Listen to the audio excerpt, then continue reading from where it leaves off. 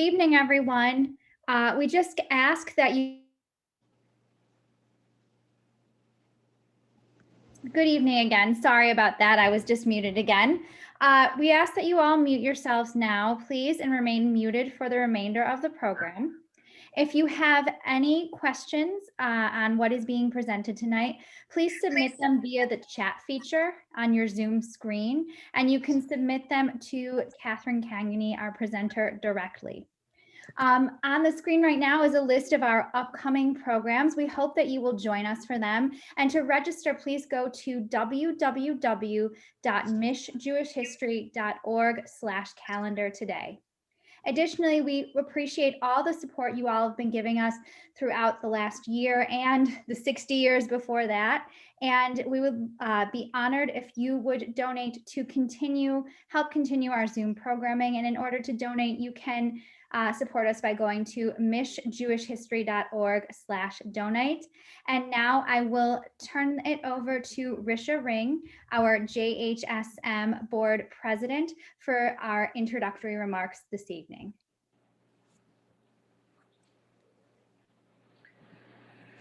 Good evening and welcome to what's going to turn out to be a very, very large Zoom presentation. We're really happy to have that many people joining us this evening. We welcome you to another outstanding JHSM program. And we're happy to be able, I'm sorry? We're happy to be able to provide the Zoom programming to thousands of guests in 23 states, Canada, and Israel since the start of the pandemic in 2020. Our staff, including Kara Shukman, Judy Safran, led by tonight's speaker, Dr. Catherine Cangany, have worked hard over the last 10 months to reinvent and expand our programming in order to provide dozens of outstanding topics and speakers to our Zoom participants. I'm thankful for all that they do for JHSM and proud to work with all of them. The staff efforts, along with the many volunteer members who have provided their support and guidance as we share Jewish history in Michigan, are crucial to our success. We're able to bring you this excellent programming tonight for free because of the generosity of our membership and guests for their donations above the cost of the programming. Our speaker tonight is known to many of the members of JHSM since she has served as our executive director for the past 2.5 years. Katie came to us in August of 2018 to provide leadership as we work toward the original mission of our founders of JHSM. Dr. Cangany is a scholar of 17th and 18th century Michigan history.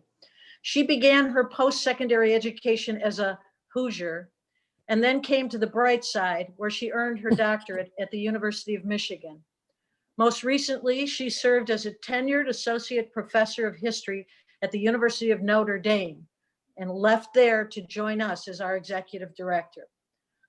This lecture, Reams of Hate, has been presented at the Dearborn Historical Museum, as well as at Beth Am to standing room only crowds. And we are pleased tonight that there are nearly 200 people registered for the Zoom program and are interested in hearing more about Henry Ford. So I introduce our executive director, Dr. Catherine Cangany. Thank you. I'm going to share my screen with you all.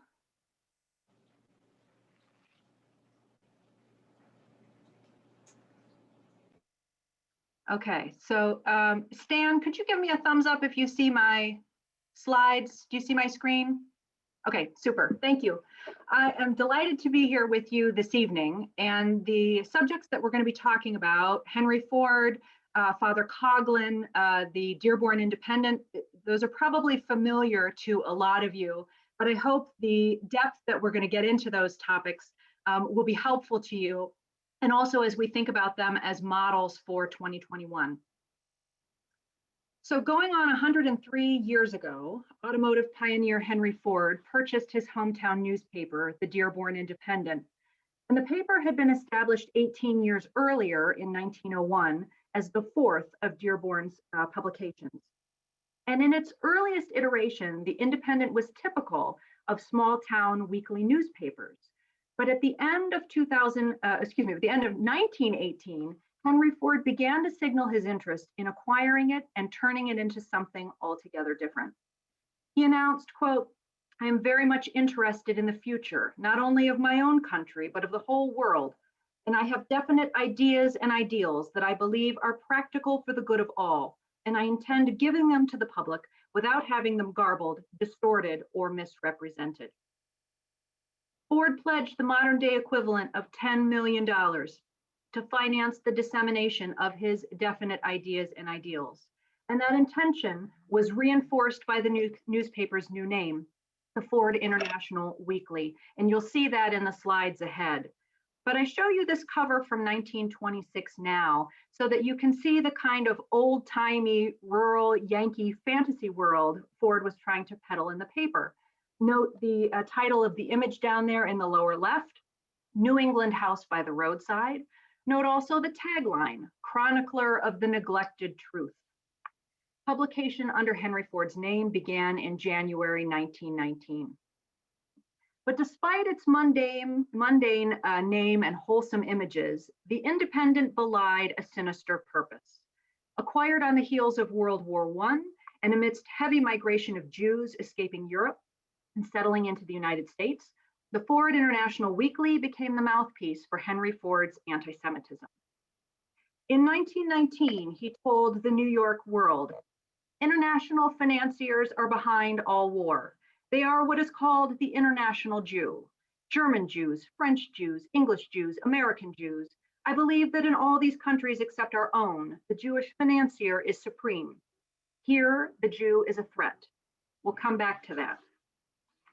The newspaper's initial staff included Marcus Woodruff, who was the previous owner of the Independent, whom Ford had retained, business manager Fred Black, and writer William J. Cameron, formerly of the Detroit News, and you see him pictured here with Henry Ford. For his editor, Ford hired E.G. Pip, who had previously edited the Detroit News, and you see Pip on the far right there with his family. So seasoned newsmen. Ford regularly hired Jewish laborers across his enterprises, but he ensured that all newspaper office employees were non-Jews, and critically, he expected them to share his opinions, but not all of them did. As the Independent's true purpose became clear, E.G. Pip, the editor, left the paper in April 1920, just before the anti-Semitic articles ramped up. He went on to publish a scathing indictment of Ford in 1922 called The Real Henry Ford, and you can see a copy of the book up there in the upper left. Note the tagline, "Henry Ford as I know him, and I know him." The book included a chapter entitled An Eye-Opener as to the Jews. "What is the explanation of Ford's attitude toward the Jews?" Pip asked. "Why did he attack them in the first place?" His answer, "There is no question that Ford figured with only 3% of the population Jews and 97% Gentiles, he could gain 2 votes for every one he lost by attacking the Jews." The votes piece is key. Pip maintained that Ford had his eye on the US presidency. Note the hopeful campaign button in the lower left. According to Pip, the anti-Semitism in the Dearborn Independent was Ford's personal philosophy talking, yes, but it was also a calculated political maneuver. Pip put a large share of the blame for fomenting hatred on Ford's executive secretary and closest aide, a man by the name of Ernest Liebold, who had arranged for Ford's acquisition of the paper. Pip called Liebold a Jew baiter who helped fan the flame of prejudice against the Jews in Ford's mind. And to make this point, it's worth outlining how the Independent's articles came to fruition. As we will see, Ford would later and vociferously claim not to have written them. And technically, in the sense that he was not at the typewriter or arranging the type, this was true, but he was behind them all the same. He conveyed his ideas and ideals verbally to Liebold and to writer William J. Cameron, who was promoted to editor upon Pip's resignation. And Cameron, initially reluctantly, but soon with gusto, developed Ford's ideas into article form.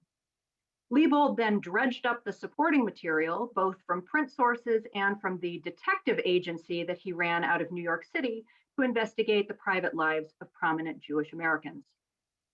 So these three men reinforced and emboldened one another's anti-Semitism, but at bottom, these were Ford's ideas and ideals. As Professor David Bosworth has insisted, let there be no mistake.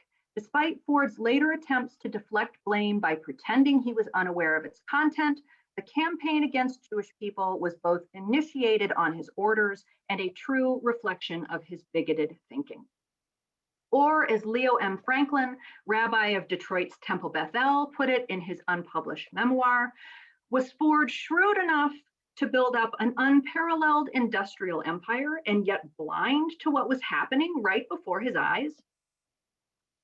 The newspaper was, by design, Ford's personal propaganda organ, and this went on literally for years. In 91 issues spanning 1919 to 1927, the Independent trucked in tired but resonant stereotypes, blaming the world's ills from capitalism to warfare on Jewish people. So I want to give you some images of how these articles, and particularly the headlines, appeared on the page so that you can see their visual power. And let me also say that if you keyword search digital copies of the Independent for Jew and Jewish, you get truly hundreds and hundreds of hits. And I read them all, so you don't have to. And I've pulled together a representative sampling of what's out there. And I want to begin with the issue that prompted E.G. Pip to resign. The lead story on the May 22nd, 1920 issue was entitled "The International Jew, the World's Problem." The subheadings that you see on the right there capture the particular problems that the paper wished to highlight. Plutocracy impossible under Moses's law. The Jews' belief in the superior nation. World's gold center followed the Jews. The Jew in his dealings with governments. Reasons the Jew has for claiming superiority. Europe watches and warns America.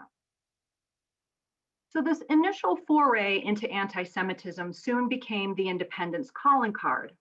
Note the lead stories on these three covers from 1921. The Peril of Baseball, Too Much Jew. Are the Jews victims or persecutors? Is Einstein a plagiarist? And in all caps, Jew admits Bolshevism. I also bring you an assortment of headlines, also from 1920 and 1921. And as I read them aloud, look for the common themes, topics, stereotypes, tropes, placement in the paper, common words and phrases. Jews attack Christians. Jew wires direct Tammany's Gentile puppets. And Tammany Hall was the Democratic Party's political machine that controlled politics in New York, and it was a heavily Irish Catholic institution. Jew York always gets money. Benedict Arnold, his Jewish aides.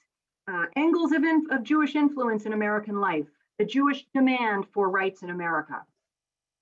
Jew trade links with world revolutionaries. Does Jewish power control the world press?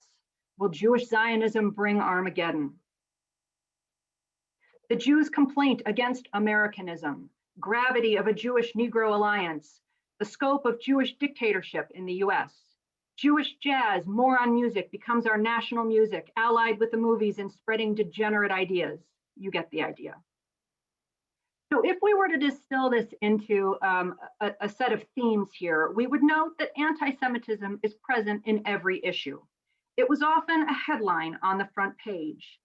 Page 8 was consistently devoted to anti-Semitic content, so readers knew to turn there and what they would find on it.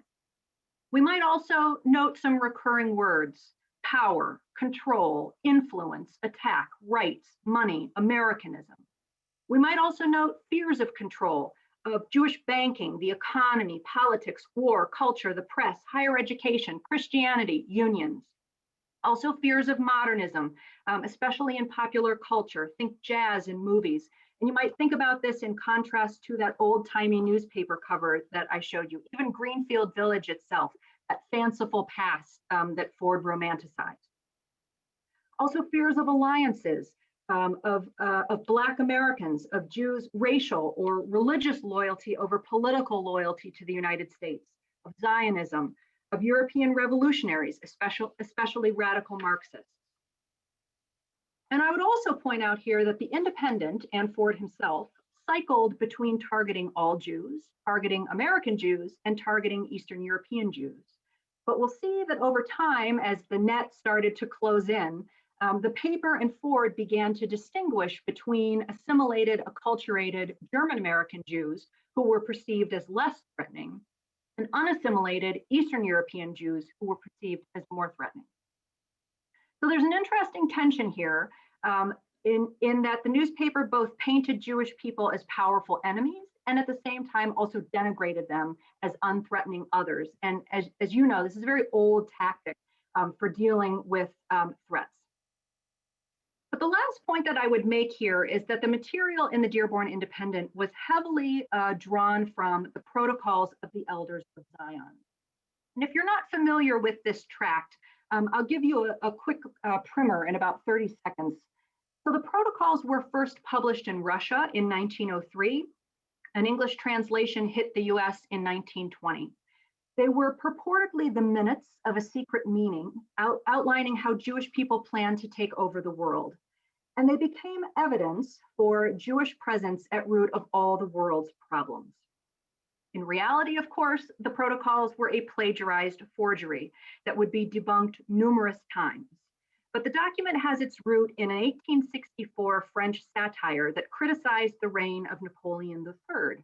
And this satire had absolutely nothing to do with Jews or Judaism whatsoever. But a Russian forger took this French satire and a couple of other sources and essentially did a hack job, find and replace in it, so that every time a reference to Napoleon III came up, he replaced it with Jews. So the protocols are a notorious forgery, and they have been debunked numerous times, and yet they persist even today. And much of that persistence, as we're going to see, is thanks to Henry Ford. The Independent published excerpts and commentary on the protocols beginning in 1920, so the same year they reached the United States. And you can see this headline at the top of the slide here from a 1920 issue that the Independent was meant to serve as a kind of primer or introduction to the protocol's content. And the newspaper was designed to provide the proof that that plot that's outlined in the protocols was coming true. So this was the news in 1920.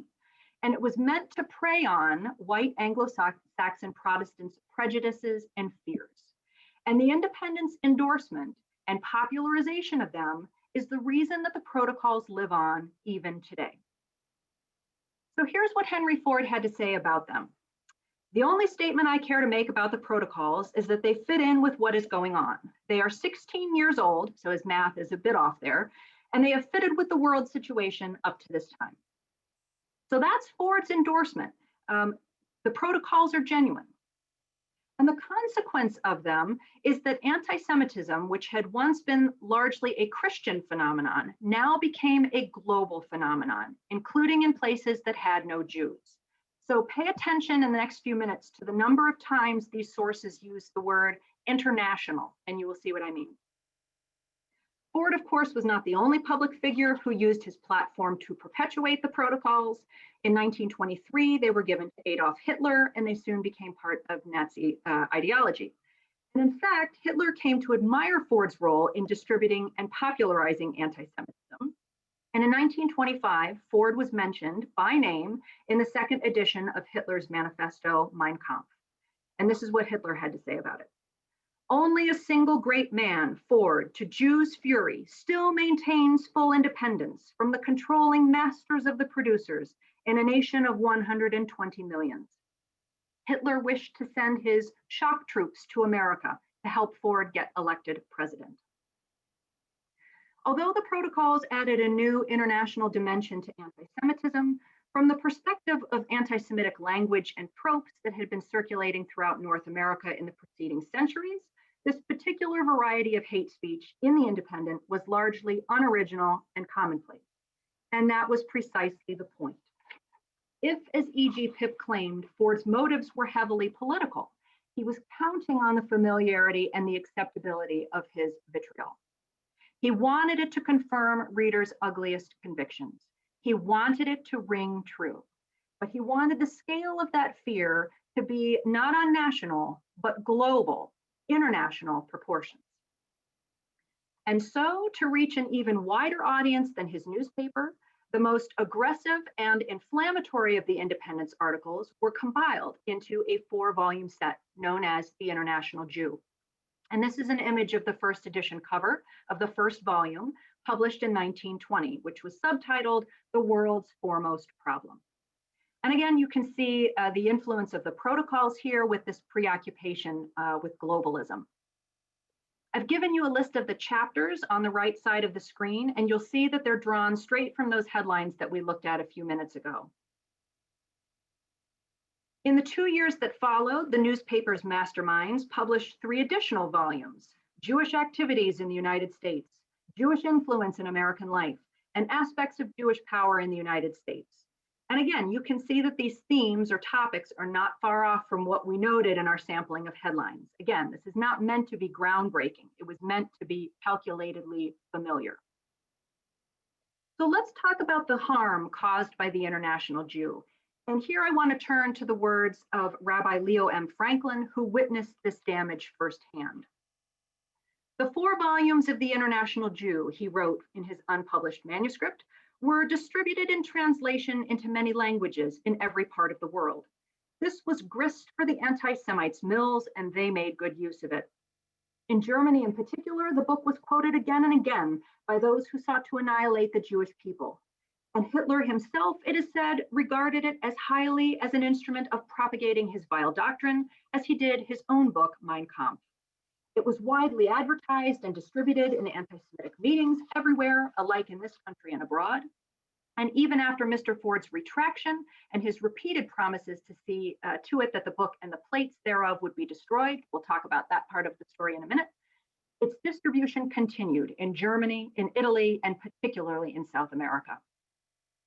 And that list doesn't even do justice to the international range of publication. And you'll get a better sense of that from this 1927 advertisement praising Henry Ford's 1922 book, My Life and Work, which included plenty of anti-Semitic material like this. For the present then, the question is wholly in the Jews' hands. If they are as wise as they claim to be, they will labor to make Jews American instead of laboring to make America Jewish. The genius of the United States of America is Christian in the broadest sense, and its destiny is to remain Christian. But let's get back to that 1927 advertisement. It marvels.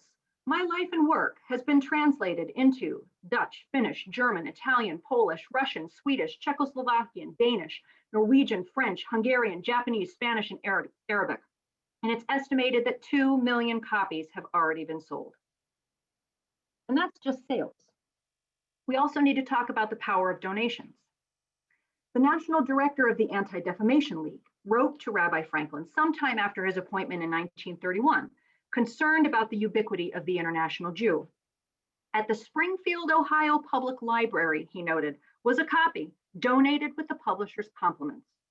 He worried that this might be a case in many other libraries in the country, and it was. Copies had been sent to libraries everywhere. And yet, he was in utter disbelief that Ford could intentionally foment what he called injustice to our people. He wrote, "It appears to me that if it were brought to his attention, Mr. Ford would attempt to recall or have destroyed all of those sets presently extant." He pressed Franklin, urging his involvement. "What do you think of the possibility of discussing the matter with Mr. Ford?" If the Independent's ideas were mostly old, the scope was unprecedented. The Independent thrived because of Henry Ford, the man, both his business acumen and celebrity. The newspaper's printing press operated out of Dearborn's Ford & Son tractor plant, and here's a photo of it in situ. The splashing of Ford's name across the masthead ensured that newspapers far outside of southeastern Michigan and even the United States reported on and reprinted the articles. Stacks of issues, along with 500,000 bound copies of the International Jew, were shipped to Ford dealerships across the country. And they were even slipped inside newly purchased vehicles as they were driven off the dealers' lots. The dealers had been ordered by Ford's general sales manager to push subscriptions, just like any other, in his words, standard Ford product. Some dealers sent free subscriptions to family, to friends, to names picked randomly out of the phone book. Most simply factored the subscription fee into the price of a Model T, giving all the buyers an automatic subscription. When one Virginia dealer lamented to Ford that his Jewish landlord was threatening him with eviction over the articles, Ford's secretary and closest aide, Ernest Liebold, wrote back, "Does it not appear to you that a Ford agent should own his own building to place him beyond the exertion of such pressure?" He reminded the dealer, "Jews will endeavor to make victims of our agents whenever possible." Thanks to aggressive tactics like these, the Independent circulation, 700,000 copies per week in 1924, was second only to the New York Daily News. How about other technologies? During the following decade, in the 1930s, the Independent's articles were also disseminated by radio, particularly by Charles E. Coughlin, Catholic priest at the National Shrine of the Little Flower in Royal Oak, Michigan. Coughlin was known for his pro-fascist and anti-Semitic rhetoric, which he called social justice. And he had an estimated audience of 30 million listeners tuning into his weekly broadcasts. Two of his standard themes will be familiar to us as students of the protocols: the role of Jewish bankers in supposedly fomenting the Russian Revolution, and the heavy representation of Jews among Russian revolutionaries. And both, of course, we know to be false. But in the second half of 1938, Coughlin began to republish portions of the protocols in his own magazine, also called Social Justice, despite the fact that by this time, the protocols had been thoroughly and repeatedly denounced as a fake for going on 20 years. Here's what Coughlin had to say about the protocols. "Yes, the Jews have always claimed that the protocols were forgeries, but I prefer the words of Henry Ford, who said, 'The best truth of the protocols is the fact that up to the present minute, they have been carried out.' Mr. Ford did not retract his accusations against the Jews, but neither Mr. Ford nor I will retract the statement that many of the events predicted the protocols have come to pass." The amplification of the Dearborn Independent's audience set southeastern Michigan and the country ablaze. As one modern-day person has put it, the atmosphere of panic that the radio priest engendered in the Jewish community in Detroit provided the context for my childhood. That apprehension colors my generation's response to words and incidents that were still to occur up until the present day. So Coughlin's hate speech, rooted in Ford's hate speech, has enduring consequences. But let's step back in time. As perhaps the most prominent rabbi in the same metropolitan area as Coughlin, Leo M. Franklin received mail from across the country, apprising him of local applications of Coughlin's rhetoric and begging for his intervention. S.H. Livingston from Lancaster, Pennsylvania, wrote him to say, "Since Father Coughlin says that Jews are communists, I've been digging into the matter to see how communistic I am and whether Catholics have any communistic paint on them." In Philadelphia, a Protestant minister writing in the Philadelphia Inquirer said it was not the duty of a Jew to save a non-Jew who fell into the sea, because the Jew did not consider the Gentile a neighbor. I may be wrong, but I have a habit of getting after these men. I think that Jews have been too passive and that Americans do not like a people who lack guts. I'm not looking for trouble, but it seems to me I have a right to fight back and contradict unfair remarks. Warner Brothers screenwriter Norman Bernstein seemed to encourage Franklin to help uncover Coughlin's bankrollers as a way to shut down his platform. F.J. Kapok of Boston put it more bluntly. "Many people would like to know whether the rumor that Henry Ford money is backing Father Coughlin is founded on fact or hearsay." And Francis Cousins of Detroit implored Franklin, "As the leader of the Jewish people in this city, we appeal to you to do all in your power to get some action from Coughlin's superior, Archbishop Edward Mooney, in stopping the activities of this enemy of democracy and free thought in America." One Rufus Apollo, a professed former Catholic, urged Franklin to fight fire with fire, stopping Coughlin with his own radio show. Apollo boasted, "I've already outlined the program, including announcements, music, your speech, plans for advertising, and plans for writing, printing, and distributing the pamphlet that would be drawn from your broadcast." All Franklin had to do was say the word, and frankly, he didn't, but he kept Apollo's proposal all the same. But not all of Franklin's Coughlin-related correspondence was fan mail. One person from Buffalo, New York, who signed his name as America for Americans, lambasted the rabbi in early 1938. I cannot recall a time when I regretted spending 3 cents to write a hypocrite. You, of all the un-American rats, you should call Father Coughlin un-American. For your information, we do not need a Coughlin to tell us who the communists are. We who can read at all know well who they are. To me, and I am confident millions just like me, Coughlin overshadows you as an American. If you call yourself an American, well, so is Hitler. And in my opinion, you two are equals. Let's leave America for Americans and keep the undesirables out of this country. Jews for the Ford plant, ha ha, that's a joke. When everyone knows a Jew will not work in industry or till soil. Did you ever hear of a Jew farmer? Here's for keeping all the Jews out of the country or face the same issues that face Europe today. Would you try to make anyone believe that a Jew is persecuted for no reason at all, just because they are Jews? We can see in this short letter all the strands of the protocols, Ford, Coughlin, the role of technology, and the power of hate coming together. And except for a couple period references, this is rhetoric and fear-mongering and hate speech that feel contemporary. As Franklin's correspondence reveals, it's not simply that the Independent's hate speech went viral. This isn't simply about dissemination. It's also about sanction, license. Henry Ford's name, his newspaper, and his own words encouraged hate.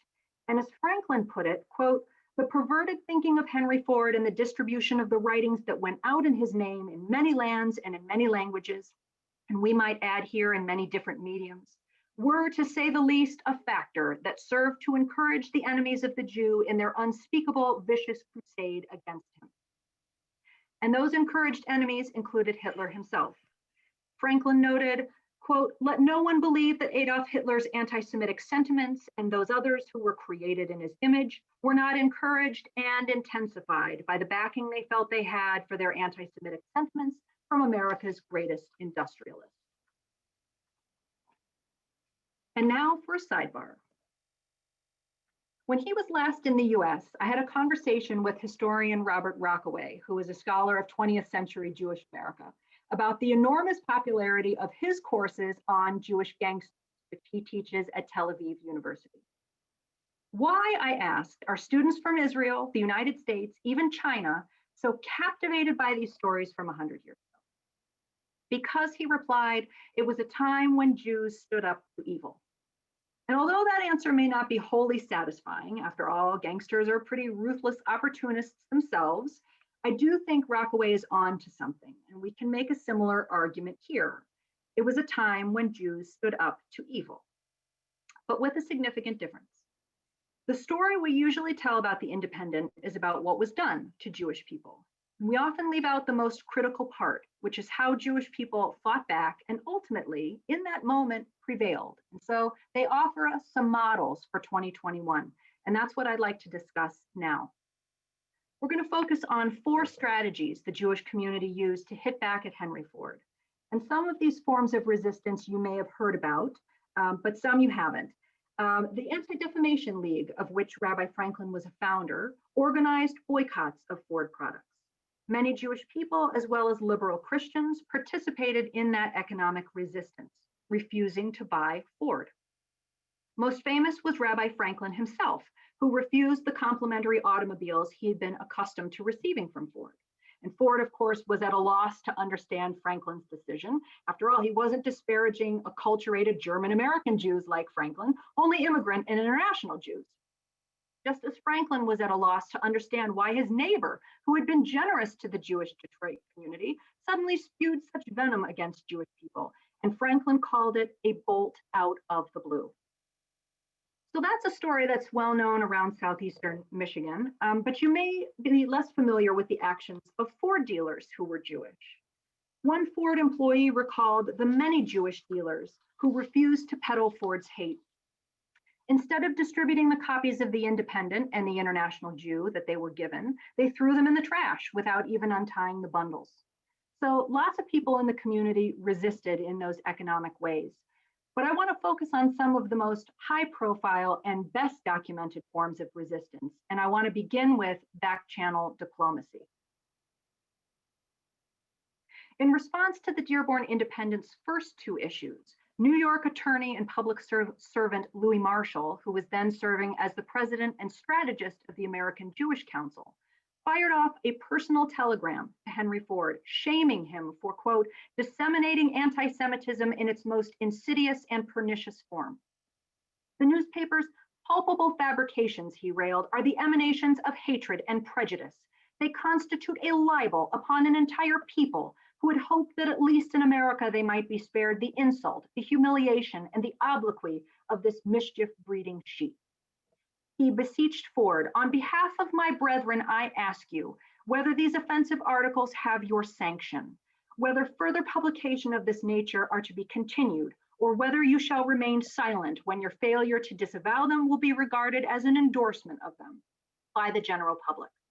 3 million of deeply wounded Americans are awaiting your answer. The point is, Marshall started privately, giving Ford the benefit of the doubt and a chance to recant. 2 days later, he received the following reply from the Dearborn Publishing Company. We regret the words in which you have seen fit to characterize the Dearborn Independent articles. Your terms insidious, fabrications, insinuation, pernicious, hatred, prejudice, libel, insult, humiliation, obloquy, mischief-making, we resent and deny. Your rhetoric is that of a Bolshevik orator. You mistake our intention. You misrepresent the tone of our articles. You evidently much mistake the persons whom you are addressing. Incidentally, you cruelly overwork your most useful term, which is anti-Semitism. These articles shall continue, and we hope you will continue to read them. And when you have attained a more tolerable state of mind, we shall be glad to discuss them with you. And this is how Marshall responded on the same day. Your telegram in answer to my personal message to Henry Ford has just been received, from which I infer that your answer is authorized by him and betokens the sanction of the articles in the Dearborn Independent, to which I have taken exception in words that I shall be able to justify. So he was telling the Independent that he was moving to phase 2, which is public pressure. But not everyone was happy with Marshall's explosive approach.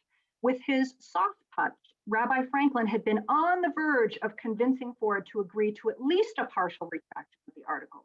But Marshall's angry telegram only steeled Ford, who vowed to keep printing. And so Franklin turned to Henry Ford's son, Edsel, by then serving as president of Ford Motor Company, to help talk some sense into his father. And Edsel Ford had a reputation for being fair, and he often held differing views from his father, so it's logical that Franklin would go to him. And on June 29, 1920, Edsel Ford assured Franklin that he would be very glad to deliver to my father the letter attached to yours of June 28th, although it does not seem to have prompted Ford to any positive action.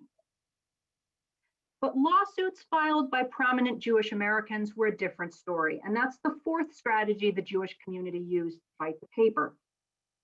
In response to Henry Ford's dissemination of the Protocols of the Elders of Zion and 500,000 copies of the International Jew, a journalist and activist by the name of Herman Bernstein published his own book called History of a Lie to unmask the Protocols as a plagiarized forgery. Perhaps in retaliation, in the August 21, 1921 issue of The Independent, Henry Ford identified Bernstein as his source for the conspiracy theories undergirding the entire newspaper. Ford preposterously claimed that Bernstein told me most of the things I had printed, calling Bernstein the messenger boy of international Jewry. Bernstein vehemently denied the allegations, suing Ford in 1923 for $200,000 and telling the media that Americans had to have a true picture of Ford's diseased imagination. Although Bernstein was represented by Louis Marshall's law firm, the lawsuit languished because Henry Ford's cronies ensured that he was not served the suit's subpoenas and so could not be compelled to take the stand. But finally, in 1927, Ford agreed to pay all of Bernstein's legal expenses if he simply dropped the suit. And Bernstein agreed to such a flimsy settlement because a much bigger and more impactful lawsuit accomplished exactly what he wanted. In April 1924, San Francisco attorney and farm cooperative activist Aaron Shapiro became enraged over the International Jew, which accused Jewish bankers, lawyers, advertising agencies, fruit farmers, market buyers, and office professionals of scheming to control America's farm cooperatives. The International Jew called out Shapiro by name for his undue influence over America's produce system. In reality, Shapiro had been working to protect American farmers through internal price controls and collective advertising to eliminate middlemen and bring more profits to the producer. Shapiro sued Ford, not the newspaper, not the Dearborn Publishing Company, because he claimed that as owner, Ford had final say over the paper's content. He sued Ford for defamation of character for $1 million, a princely sum meant to capture the media's attention, and it did. Although both Ernest Liebold and William J. Cameron took the stand, swearing Ford had no knowledge of the Independent's articles, as investigative journalist Max Wallace noted, quote, whatever credibility this absurd claim may have had was soon undermined when James M. Miller, a former Dearborn Independent employee, swore under oath that Ford had told him he intended to expose Shapiro. Even Ernest Liebold admitted the truth when he was no longer on the stand. Quote, Mr. Ford knew everything that was going on. There was no one who could get by with putting anything over Mr. Ford, such as conducting a campaign against the Jews. As long as Mr. Ford wanted it done, it was done. Preliminary legal proceedings in the Shapiro suit dragged on for 2 years. Finally, the case came to trial in Detroit in March 1927. The trial's pinnacle was supposed to have been the testimony of Henry Ford himself, who was subpoenaed by Shapiro. But to get out of his legal obligations, Ford staged a car accident and was rushed to, you guessed it, Henry Ford Hospital in Detroit for treatment. Even though Ford was only mildly bruised and in no way unfit to take the stand, his attending physician told a reporter that it was the shock of the mishap that really mattered, and eventually the judge would declare a mistrial. But before a second trial could begin, Ford's representatives worked out a deal. In exchange for Ford paying all of Shapiro's and Bernstein's legal expenses, publicly repenting and formally abolishing the Dearborn Independent, Shapiro would drop the suit. Shapiro agreed. And why did Ford suddenly have this change of heart? Because the Jewish community's boycott of his cars had substantially pinched his sales. Ford was counseled that his proposed launch of the new Model A would end in failure unless he ended his anti-Semitic campaign. So now we get to the interesting part. Ford's camp then secretly made contact with Louis Marshall, asking for Marshall's help in crafting, on Ford's behalf, a letter of apology and retraction that Ford would then sign. Marshall complied, sending Ford a draft that unbelievably Ford accepted without change. Ford then had one of his assistants sign on his behalf, you can guess where this is going, and release it to the public. So here are some pertinent excerpts from Henry Ford's apology and retraction. Although both publications are my property, in the multitude of my activities, it has been impossible for me to devote personal attention to their management or to keep informed as to their contents. It has therefore inevitably followed that these publications had to be delegated to men whom I placed in charge of them and upon whom I relied implicitly. I frankly confess that I have been greatly shocked as a result of my study and examination of the articles.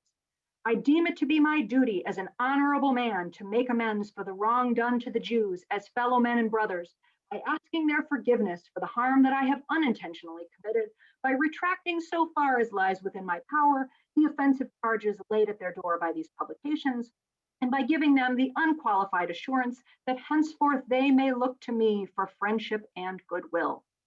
The pamphlets which have been distributed throughout the country and in foreign lands will be withdrawn from circulation.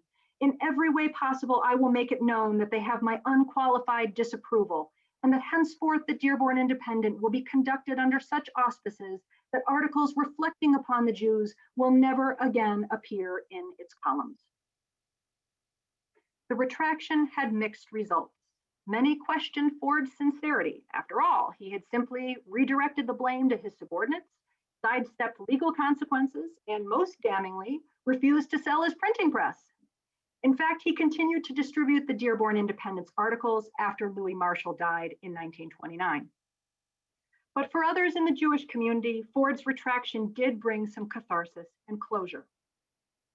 As Marshall himself wrote when he publicly forgave Ford, "For 20 centuries, we Jews have been accustomed to forgive insults and injuries, persecution and intolerance, hoping that we might behold a day when brotherhood and goodwill would be universal."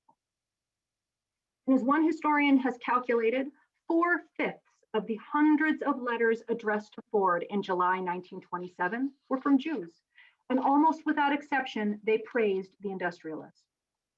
So much so that even Louis Marshall expressed his amazement at the willingness of some of his co-religionists to forgive, as he put it, to declare a Mordecai someone who only last week was regarded as a Haman.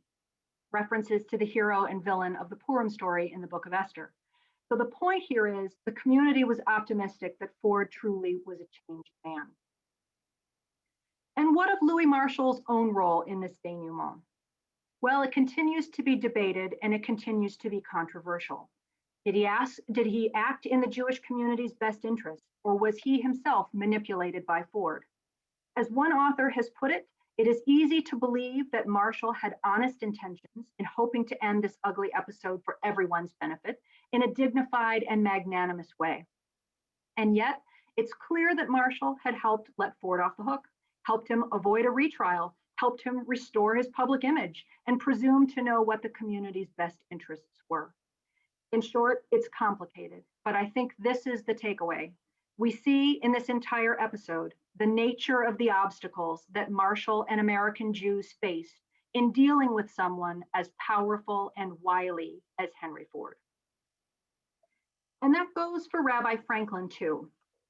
On the left is a 1938 photo of Ford trying to look chummy with Franklin with this caption: "Henry Ford, motor magnate, who in 1927 was sued for $1 million for an alleged libel in an anti-Jewish campaign conducted by a paper he formerly owned." So you can see how Ford's role in the Independent's publication is already being minimalized in 1938.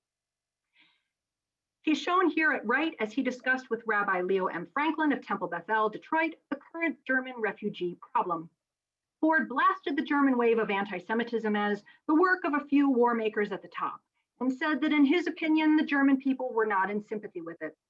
The motor magnate also said that the United States could absorb many of the victims of oppression who must find a refuge in foreign lands. Those admitted to the US would constitute a real asset to our country, he said. The auto tycoon insisted that his acceptance of a German decoration, he was awarded the Grand Cross of the Supreme Order of the German Eagle, representing Hitler's personal admiration of him earlier that same year. It did not involve any sympathy on my part with Nazism. This newspaper coverage came about because Ford asked Franklin's help in crafting and disseminating a message to the local papers. Its purpose was to try to downplay Ford's acceptance of that Nazi medal by declaring that Ford wished to hire displaced European Jews.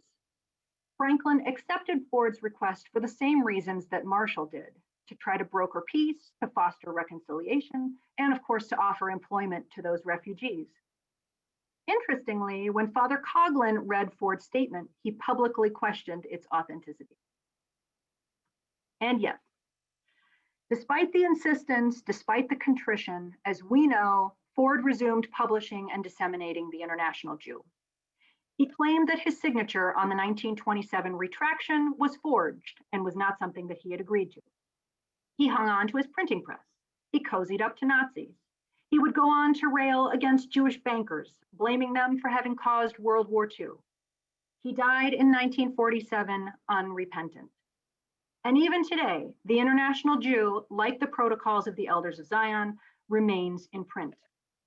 You can even buy baffling branded merchandise like this shower curtain featuring the front page of the June 11th, 1921 issue of the Independent, and it can be yours for $75. So where does all this leave us?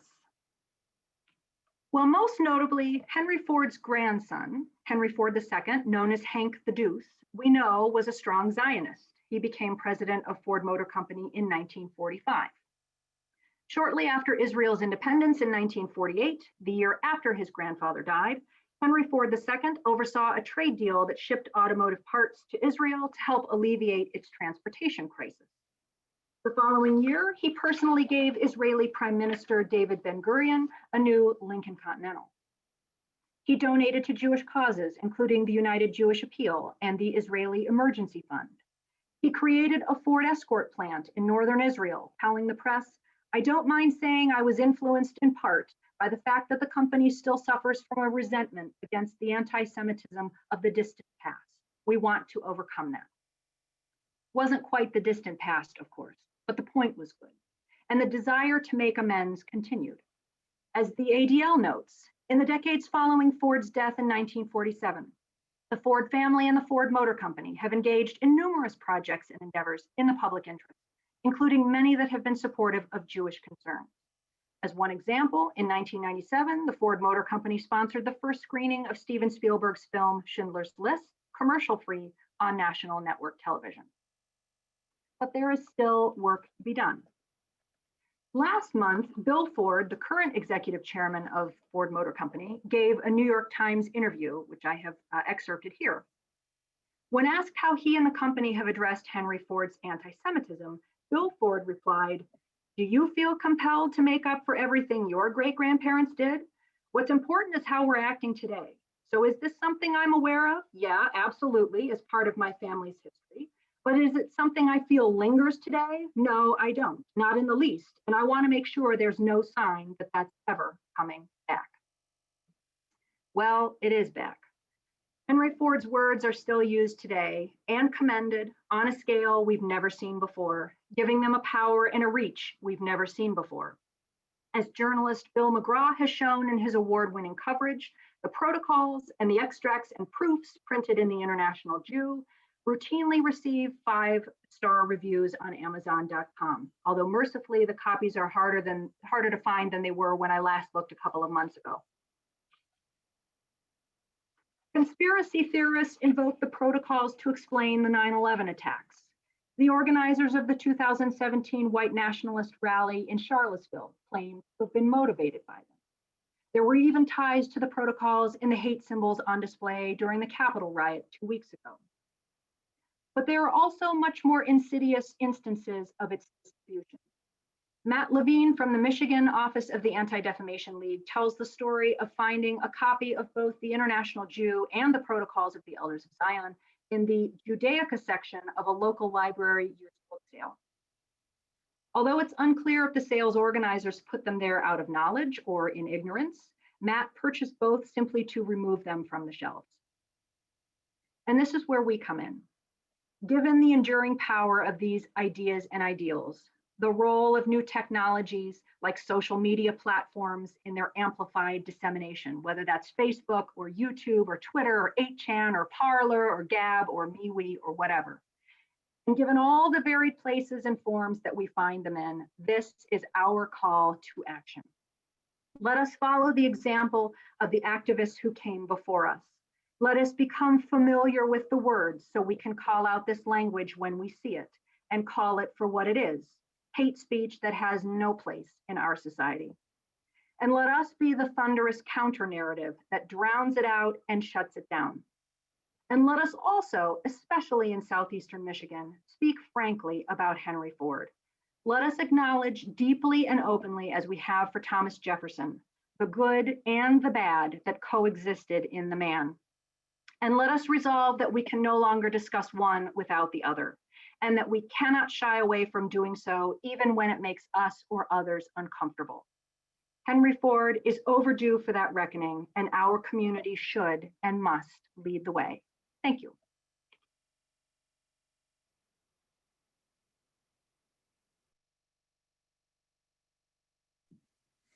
Thank you so much, Katie. Are you able to see the questions coming through on the chat?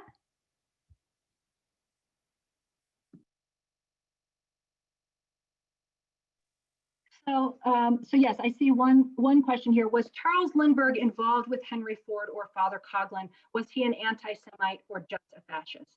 Yes, he was an anti-Semite too.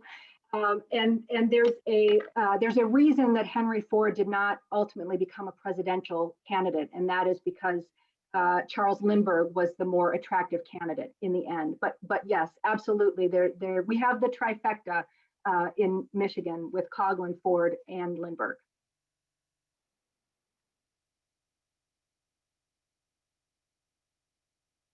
Okay, so I think that looks like all the questions that I have, Kara. Same for me as well. I don't see any others that have come through.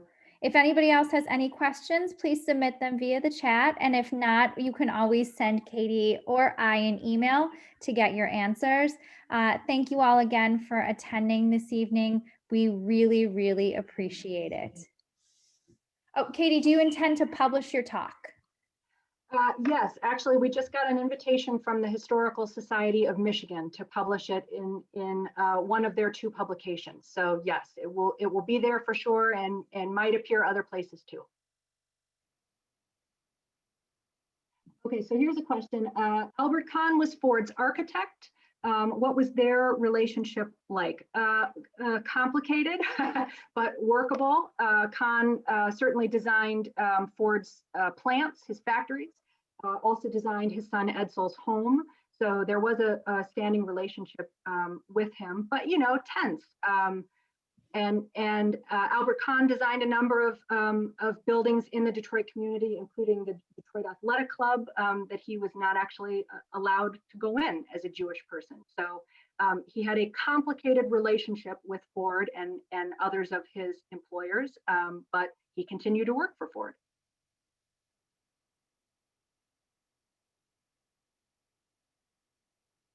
Okay, so here's another one. At some point, I read that Ford's wife and son Edsel had prevailed upon him to stop his anti-Semitic campaign for business purposes. Is this true? It's certainly true for Edsel. I don't know about Clara Ford. She was quite private, but she did often hold different opinions from her husband. So I wouldn't be surprised, but I've not seen any evidence of it.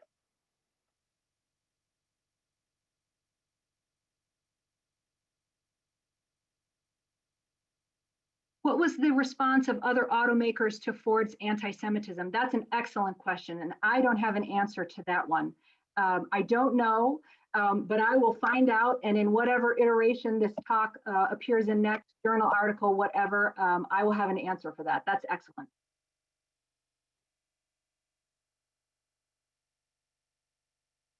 Any background of Ford's early life that may explain his views? Yeah, yeah. He was a very complicated man. He was a capitalist who was deeply suspicious of banking, of capital, of unions. He was, supposedly a man of the people, but he was afraid of any democratic small d tendencies. I think there's a lot that we can point to in his life that colored his anti-Semitism. For one very big one is just the time period in which he was living. This was quite commonplace among people like Ford. Also, he'd had a humiliation during World War I. He had foolishly thought that he could attempt to broker peace. I think this was in 1915 by sending what he called the peace ship over to Europe, and he thought, by virtue of the ship coming into some great port, that war would end, and of course it didn't. And for some reason, the ship wound up in the Netherlands or somewhere not where the heat of the action was. And the press had a field day with it, and so he blamed that error on a Jewish woman who he claimed had advised him to undertake this mission. So he was publicly humiliated. I think it was in 1915, and that certainly didn't help. What happened to the TV show on attorney Aaron Shapiro suing Ford? Was it ever made? Oh, I have no idea about that. If anyone knows about a TV show, I would be very curious to know. Do you have any advice around the larger idea of cancel culture? You touched on Jefferson, but how do we reconcile these complex legacies through a modern lens? Excellent question. And I just had a conversation about this today. And I think the answer is we need to come to the point where we can hold multiple truths together at the same time. Henry Ford was a fabulous inventor, a wonderful mind, but he also was an anti-Semite and a racist. And we need to come to the point where we can, when we can be comfortable with that tension, and let it coexist, and not talk about one without the other, just like we do for Jefferson. I can't imagine Henry Ford being canceled, at least not in 2021. We have a lot that, like Jefferson, we can look to in him, but we need to temper that with historical reality, and we need to be the counter narrative that does that. Is it rational for Jews to avoid buying Fords? Do you mean, does the question concern today, or are we talking about in the 20s and 30s?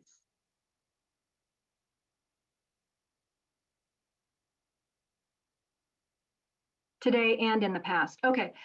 Well, certainly was rational 100 years ago. It's ultimately what allowed the lawsuits to come to their successful conclusion, because Henry Ford's sales were pinched. So it's a perfect example of economic resistance that worked. And as for today, well, I leave that to you. Bill Ford still has some work to do over at Ford Motor Company, and that a journalist who interviewed him last month gave him the perfect opportunity to say, yes, we are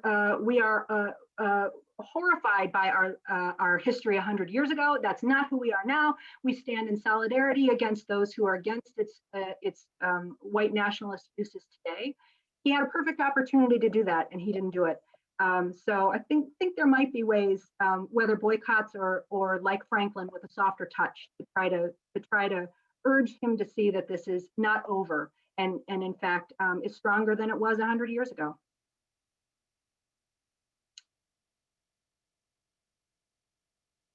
The book was called "The Man Who Took Down Henry Ford." What happened to this book?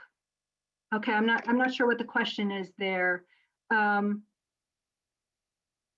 not sure. And then somebody else has noted that Mark Field's recent president of Ford was Jewish. Yeah, again, it's complicated, right? There are Jewish people in leadership in Ford Motor Company, in the Henry Ford Museum, and other institutions today. And so, yeah, the time is now. Time is now to make a public stand against Henry Ford's anti-Semitism. Okay, I think I got everything. Thank you very much. Thank you, everyone, and we look forward to seeing you again very soon at another one of our upcoming programs. Have a wonderful evening. Thank you. Thank you, Katie. Thank you. Yep, thanks. Thank you. It was excellent. Thank you. Very good. Very